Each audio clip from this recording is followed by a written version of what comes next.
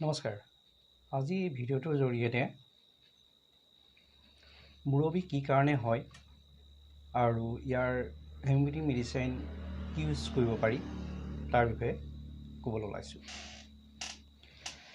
মূৰৰ বিষ বুলি ক'লে সাধাৰণতে দেখা যায় যে এনেবোৰ লক্ষণেই দেখুৱায় যে একেৰাহে যদি টোপনি ক্ষতিও হয় তেতিয়াও মূৰৰ বিষ হয়, পায়খানা টান হ'লে মূৰৰ বিষ হয়, প্ৰস্ৰাৱৰ অসুখ থাকিলে মূৰৰ বিষ হয়, মাদক দ্ৰব্য যদি সেৱন কৰে তাৰ ফলতো মূৰৰ বিষ হয়, ধাতুৰ ৰোগ থাকিলেও হয়, হজম নহ'লেও হয়।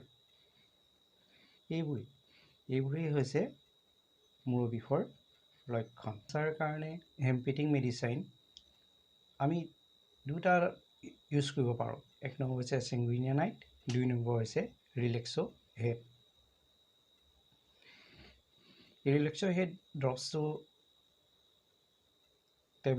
টেবলেটতো পায় আৰু ড্ৰপছ হিচাপেও পায়। আৰু চেংগুইনিয়া নাইট এই 1 নম্বৰ মেডিচিন। চেংগুইনিয়া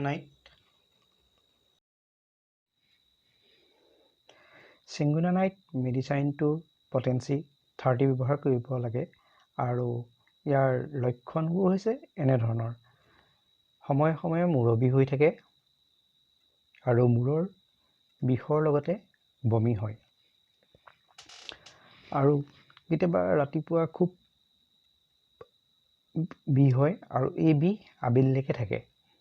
মূৰটো কেতিয়াবা ফাটি যাওঁ হৈ যায় আৰু আন্ধাৰ হ'লে কিছু উপশম পোৱা দেখা যায় কিছুমান ক্ষেত্ৰত ৰোগীক, আৰু এইবোৰ ক্ষেত্ৰতে চেংগুইনিয়া নাইটটো ব্যৱহাৰ কৰা হয়।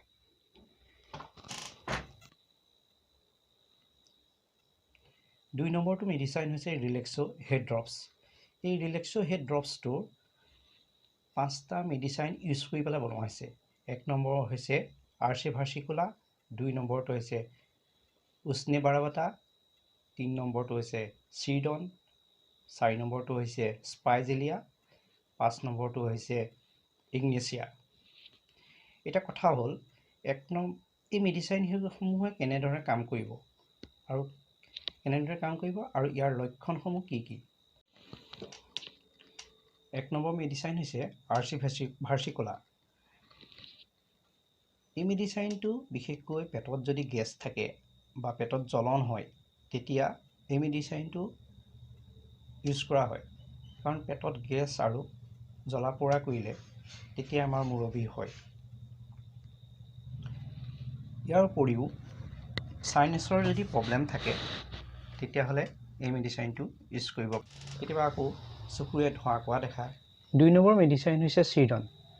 এই চিৰডন মেডিচিনটো এনেকুৱা লক্ষণত ব্যৱহাৰ কৰা হয়, সাধাৰণতে যিবোৰ ৰোগীৰ মূৰৰ বিষ হয় সেইসকলৰ দিনৰ মাজভাগত অৰ্থাৎ 11-12মান বজাত মূৰৰ বিষটো বেছি হয় আৰু ৰোগীয়ে গৰম পানী খাবলৈ বিচাৰে। তেনেবোৰ ক্ষেত্ৰত চিৰডন ব্যৱহাৰ হয় আৰু চিৰডন জ্বৰ আৰু মূৰৰ বিষ ক্ষেত্ৰতো ব্যৱহাৰ কৰা হয়। 3 নম্বৰ মেডিচিন হৈছে ইগনেচিয়া। ইয়াক এনেকুৱা ধৰণৰ লক্ষণত ব্যৱহাৰ কৰা হয়, ধৰক এজন ৰোগীৰ মূৰত গজাল সোমোৱাৰ নিচিনা বিষ অনুভৱ কৰে। আকৌ যেতিয়া মূৰ বিষ হয় তেতিয়া মালিচ কৰিলে উপশম পায়।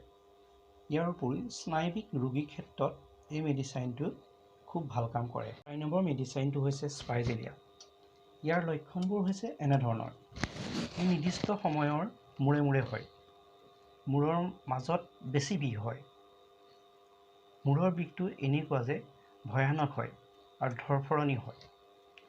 কেতিয়াবা আকৌ সূৰ্য উদয় হওঁতে এই মূৰৰ বিষ আৰম্ভ হয় আৰু সূৰ্য অস্ত যোৱাৰ পাছত মূৰৰ বিষৰ উপশম পায়। কেতিয়াবা আকৌ চকুত অসহ্যকৰ চাপ প্ৰয়োগ কৰাৰ নিচিনাকৈ বিষ অনুভৱ কৰে, গোটেই শৰীৰটোলৈকে চাব নোৱাৰা অৱস্থা হয়। কেতিয়াবা আকৌ ৰাতিপুৱা শুই উঠাৰ পিছতে মূৰৰ পাছফালে অসহ্যকৰ বিষ হয়, খোজ মৰাৰ নিচিনা বিষ। ঠাণ্ডা আৰু বৰষুণৰ বতৰতো ইয়াৰ মূৰৰ বিষৰ উপশম বেছি হয়। এনেবোৰ ক্ষেত্ৰত স্পাইজেলিয়া মেডিচাইনটো ইউজ কৰা হয়। 5 নম্বৰ মেডিচাইনটো হৈছে উষ্ণে বাৰাবাটা। এই মেডিচাইনটোৰ লক্ষণ হৈছে অসহ্যকৰ বিষ, মূৰটো যেন ফাটি যাওঁ তেনেকুৱা অৱস্থা হয়। এই আটাইকেইটা মেডিচাইনৰ ভিতৰত এই উষ্ণে বাৰাবাটা মেডিচাইনটোৱে আটাইতকৈ বেষ্ট মেডিচাইন হয় আৰু ই সকলো ধৰণৰ মূৰৰ বিষৰ ক্ষেত্ৰত ইউজ কৰা হয়। চেঙ্গুইনা নাইটটো 30 পটেন্সি আপোনালোকে ইউজ কৰিব আৰু ইয়াক ব্যৱহাৰ কৰিব এনেধৰণে। দুটোপালকৈ দিনটোত 3 বাৰ খাব, চামুচ কুহুমীয়া গৰম পানীৰ লগত। চেঙ্গুইনা নাইটটো এইটো 30 পটেন্সি ব্যৱহাৰ কৰিব। আৰু 2 নম্বৰটো হৈছে ৰিলেক্সৰ হেড ড্ৰপছ। এইটো 10 টোপালকৈ দিনটোত 3 বাৰ খাব, আধা কাপ কুহুমীয়া গৰম পানীৰ লগত। মোৰ যদি এই ভিডিঅ'টো আপোনালোকে ভাল পাইছে তেনেহ'লে লাইক আৰু কমেণ্ট কৰিব আৰু চেনেলটোক ছাবস্ক্ৰাইব কৰিব।